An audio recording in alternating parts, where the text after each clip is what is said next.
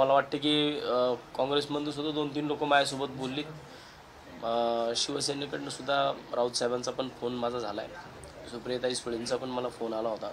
त्या कदाचित मला आज म्हटलं मी शक्य असेल तर आज मी पुण्यात आले तर मी तुम्हाला भेटेल.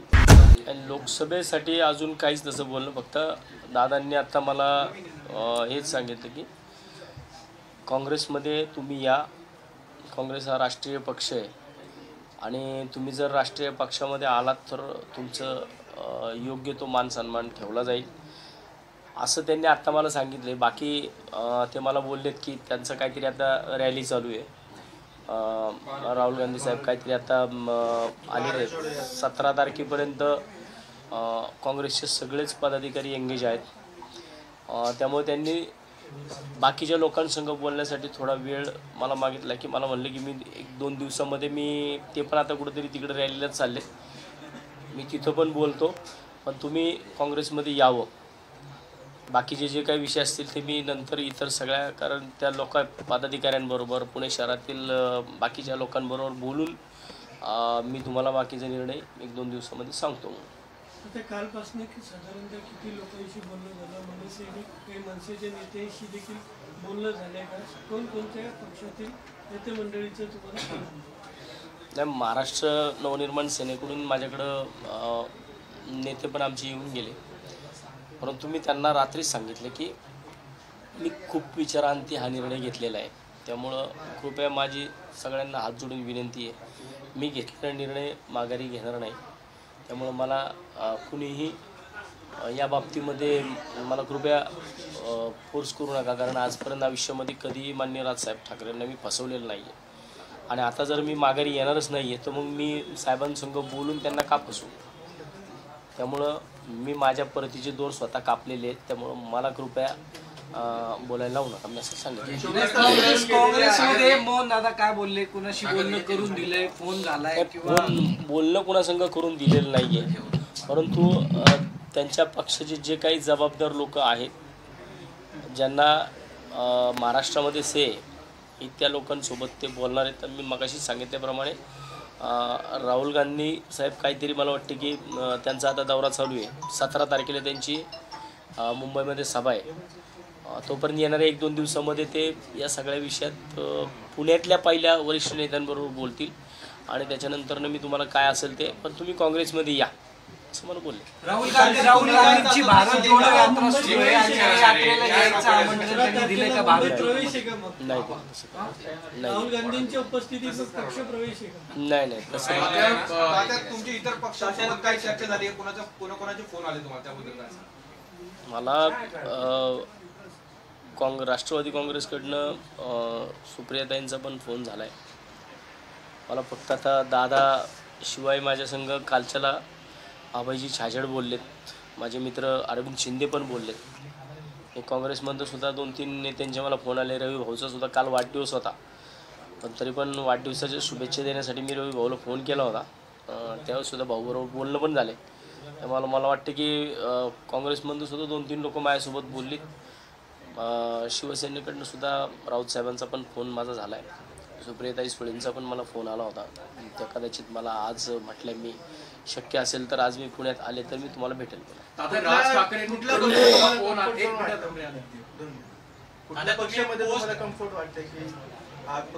अजून इथंच कम्फर्ट आहे मी या जागेवरती. पक्ष सोडलेला आहे मी, पण मी परिपक्व आहे. गेल्या 15 वर्षामध्ये पुणे शहरामध्ये सक्रिय राजकारण करतोय.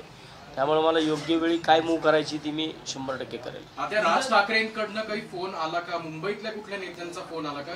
कारण सगळ्यात महत्त्वाचं आहे की राज ठाकरेंच्या जवळचे जे नेते त्यांनी तुम्हाला फोन करणं अपेक्षित आहे, कारण की पुण्यातल्या शहरातल्या पदाधिकाऱ्यांना तर थेट सूचना होत्या की माध्यमांशी बोलू नका, कुठल्याही प्रतिक्रिया देऊ नका, पण मुंबईतल्या काही ठराविक नेत्यांचे फोन तुम्हाला आले?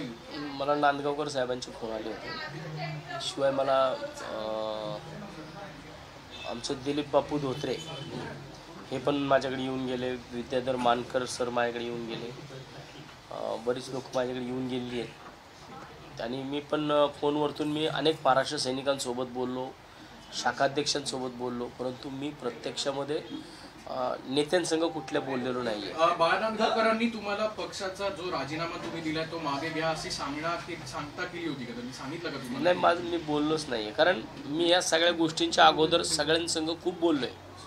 गेली 2 वर्ष झाले मी ह्याच गोष्टी बोलतो आहे की शहरामध्ये जर पुणे शहरामध्ये पक्षवाढीला लावायचं असेल, पुणे शहरामध्ये पक्ष वाढवायचा असेल, तर मला वाटतं की काही लोक आहेत की जी फक्त या ठिकाणी पक्षाच्या सुपाऱ्या घेतल्यागत काम करतात पुण्यामध्ये. त्या लोकांना थांबवण्यासाठी मी सगळ्यांसोबत बोललो. मग त्यावेळेस जर काहीच झालं नाही तर मग आता मला फोन करून मला थांबवून किंवा माझ्यासंग बोलून आता काय होणार आहे त्याच्यामध्ये? असं की तुम्ही स्वतः म्हणताय का राजीनामा देण्यामागचं हे कारण आहे की अमित ठाकरे यांनी पण तुम्हाला एक समज दिलेली होती किंवा तुम्ही जे मध्यंतरी फेसबुकवर एक पोस्ट टाकलेली होती की तुम्ही त्या मोर्चामध्ये सहभागी झालेला होता, असं तुम्ही अमित ठाकरेंना उद्देशून एक पोस्ट टाकली होती.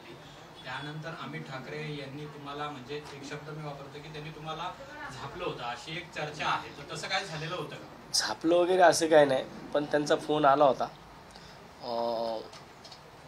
मला आजपर्यंत राजसाहेब कधी बोलले नाहीत, परंतु साहेब बोलले होते मला की बघा तुम्ही सोशल मीडियावरती खूप ॲक्टिव्ह असता, तुम्ही थोडं सोशल मीडियावरती पोस्ट टाकताना कशाला टाकता, का टाकता, तुम्हाला सांगतो बघा, नाही तर तुमचं नशीब तुमच्यासमोर. कधीची गोष्ट आहे? कधी? मोर्चानंतर दुसऱ्या मी साहेबांना त्या दिवशी सांगितलं, साहेब माझं नशीब 25 वर्ष राजसाहेबांसंग आहे, त्यामुळं माझं नशीब काय असेल ते माझं पुढची दिशा ठरवेल.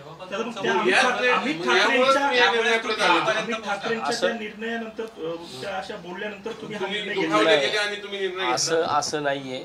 मी पण साहेबांसोबत माझं ह्याच विषयावरती चर्चा झाली. मी साहेबांना फक्त एवढंच बोललो होतो, साहेब मी जी काही फेसबुकला पोस्ट टाकलेली आहे ती फेसबुकची पोस्ट ही पक्षासाठी पॉझिटिव्ह आहे, कृपया तुम्ही पॉझिटिव्हली विचार करा, एवढंच माझं बोलणं आलं. त्याच्यानंतरनं साहेबांनी फोन ठेवला. असं काय त्याच्यानंतर माझं परत काय बोलणं झालेलं नाही.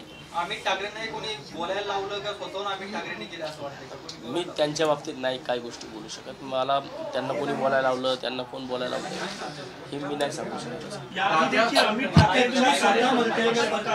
तुम्ही स्वतः बंद केले, जर राज ठाकरे स्वतःहून काही बोलले किंवा तुमच्याशी फोनवर संवाद साधला तर तुम्ही त्यांचा विचार करणार आहे?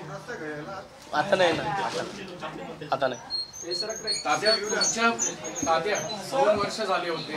भोंग्याचा विषय जो होता तो तुम्ही भोंग्याच्या विषयावर हा सगळा प्रकरण सुरू झालं होतं का? तेव्हाच नाराजी जी तेव्हा तुम्ही अनेक वेळा उघडपणे दाखवली होती. भोंग्याच्या विषयावरच तुम्ही अनेक वेळा बोललात, मात्र तिथे कोणाचं ऐकू घेतलं नव्हतं असं काही आहे का? भोंग्याच्या विषयावरनं तुम्ही अनेक वेळा उघडपणे तुमची प्रतिक्रिया जी आहे ती माध्यमांना देखील बोलून दाखवली होती. तेव्हापासूनच जे अंतर्गत कल आहे तो तिथूनच त्याचा उदय झाला होता. नाही, असं काही नाही. भोंग्याच्या विषयाला आता 2, 2.5, 3 वर्ष होऊन गेली, त्यामुळे भोंग्याचा विषय आता कुठला राहिला नव्हता. त्यानंतर बऱ्याचदा माझं साहेबांचं बोलणं झालं होतं, भेटीगाठी झाल्या होत्या, त्यामुळं असं काय भोंग्याचा विषय याच्या संग काही संबंध नाही. नेमकं काय झालं होतं मग? जे अनेक नेते मंडळी महाराष्ट्रामध्ये पुण्यातले मी या लोकसभेसाठी इच्छुक आहे. गेल्या 1.5 वर्षापासून मी वारंवार सांगतोय, आणि मी जर इच्छुक होतो तर मला असं वाटतं की शहरातले जे कोणी लोक आहेत की ज्यांच्याकडे या लोकसभेची जबाबदारी होती त्यांनी साहेबांकडे अहवाल पाठवताना निगेटिव्ह का पाठवला की पुणे शहरामध्ये आपण निवडणूक लढू शकत नाही, पुणे शहरामध्ये आपल्यासाठी वातावरण चांगलं नाही.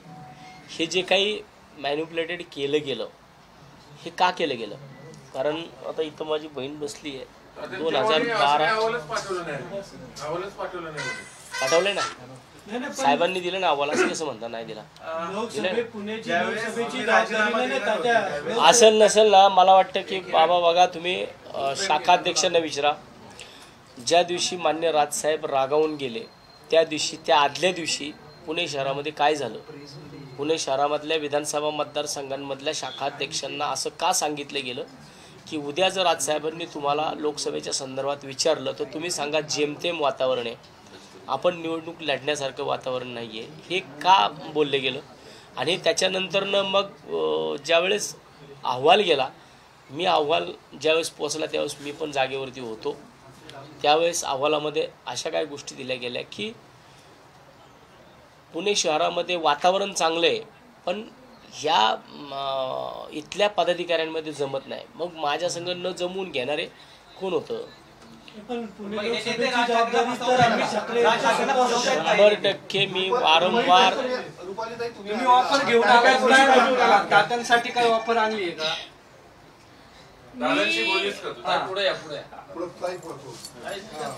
मी माझ्या भावाला जो लोकांसाठी झडतो प्रश्न सोडवतो त्यांना भेटायला आलेली आहे. आणि माझी ऑफर मी कालच त्यांना सांगितली की तुमचं राष्ट्रवादी काँग्रेस पक्षामध्ये स्वागत आहे. मला तुम्ही सगळ्यांनी विचारलं की मध्यस्थी करणार का, तर दादा आणि वसंत तात्यामध्ये मध्यस्थी माझी करायची गरज नाही. डायरेक्ट 1 to 1 त्यांचा विषय आहे.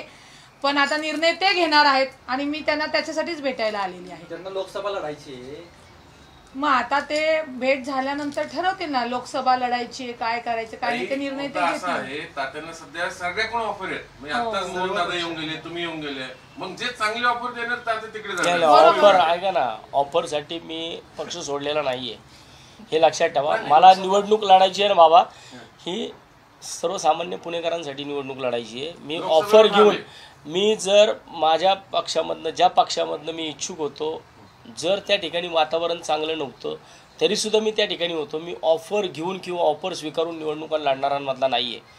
मला सामान्य नागरिकांना न्याय द्यायचा आहे. पुणेकरांसाठी मी गेल्या 15 वर्ष काम करतो आहे. मी गेल्या 1.5 वर्षापासून महाराष्ट्र नवनिर्माण सेनेकडेच इच्छुक होतो, जो कालपर्यंत होतो. परंतु ज्या ठिकाणी मी राहतो, ज्या ठिकाणी मी काम करतो, त्या पक्षातल्या लोकांना जर वसंत मोरे पुढे गेलेला पाहत नसेल, मग अशा लोकांमध्ये का राहायचं, अशा लोकांमध्ये का थांबायचं? ज्या घरामध्ये आपल्याला तिकडं मान मिळत नसेल, ज्या घरामध्ये आपण पुढे चाललेलो असताना आपलं पाय खेचण्याचं काम होत असेल, तर मला वाटतं मग अशा ठिकाणी आता न थांबलेलं बरं. या भावनेतून मी हा राजीनामा दिला नाही की कुणाच्या ऑफर स्वीकारण्यासाठी. कर्तृत्वाला आणि कामाला वाव देणाऱ्या नेत्यांचा विचार ते करणार आहेत असा तो अर्थ आहे. काय सांगा, तुम्ही ज्या कारणासाठी पक्ष सोडला त्याच कारण समोर म्हणजे पक्षात घुसमट होती, आपलीच लोक पाय उडतात, ती लोक कोण होती की तुमच्या दोघांना बाहेर पडायची वेळ आली, तुम्ही दोघांनी नावं जाहीर केली? मी नावं घेण्याची गरज नाहीये. मला वाटतं की तुम्ही जर ज्या ठिकाणी आता फेसबुक पोस्ट पडतात आहे, त्या फेसबुक पोस्टवरच्या कमेंट्स वाचल्या तर सर्वसामान्य महाराष्ट्र सैनिकच त्या कमेंट्समध्ये नावं टाकतोय. रात्री अपरात्री 2 वाजता 3 वाजता लोकांना फोन जाणं चालू झालं आहे. मला वाटतं ह्या गोष्टी ह्या लोकांनी थांबवाव्यात. अजून किती पक्ष संपवणार आहात तुम्ही? जर एखादा शाखा अध्यक्ष राजीनामा देत असेल, वसंत मोरेच्या बाजूने एखादी फेसबुक पोस्ट टाकत असेल, त्याला 2:28 कुणी फोन केला, कुणी त्या कार्यकर्त्यांना दमदाटी करतंय, कोण फेसबुकच्या पोस्ट माघारी घ्यायला लावतंय, ह्या गोष्टी बोलण्याची मला वेळ येऊन देऊ नका. मान्य राजसाहेबांच्या आदेशाचं सुद्धा तुम्ही लोक पालन करत नाही आहेत इतक्या दिवसापासून. तक्रार दाखल करणार का? धमकी देत आहेत, शिव्या देत आहेत, तर मग तक्रार दाखल करणार का? तक्रारदार माझ्यापर्यंत कोणाला असतं तर मी केली असते ना. पण मी आजपर्यंत प्रत्येकाला हेच सांगत आलो की बाबांनो, तुम्ही जिथं आहात तिथं सुखी राहा, तुम्ही त्याच पक्षामध्ये राहा. तुम्हाला वाटत असेल तुमचं तिकडे भवितव्य होतं, तुम्ही माझ्यासाठी कोणी पक्ष सोडू नका. मला जो काय माझा निर्णय घ्यायचा तुम्ही घेतलेला आहे, त्यामुळे मी त्या निर्णयाची स्टिक आहे. मी माझा निर्णय बदलू शकत नाही. तात्यांचा स्वभाव आणि तात्यांची विचारधारा ही वेगळी आक्रमक आहे. मात्र ही कुठल्या पक्षात ही विचारधारा चालणार आहे आणि तो पक्ष तुम्हाला नाही, कुठला पक्ष असा आहे की जो सर्वसामान्य नागरिकांसाठी जर कोण भांडत असेल तर त्याची बाजू घेऊ नको असं म्हणणारा कुठला पक्ष आहे? सर्वसामान्य गरीब नागरिकांची जर वसंत मोरे बाजू घेत असेल तर मला वाटत नाही की राज्यातला देशातला कुठला पक्ष असेल की जो मला तिथं म्हणेल की हे करू नकोस म्हणून. असं कुणीच मला म्हणू शकणार नाहीये.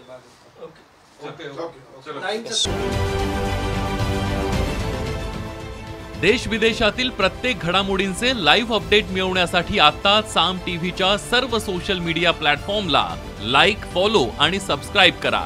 तसंच सर्व नोटिफिकेशनसाठी बेल आयकॉन प्रेस करायला विसरू नका.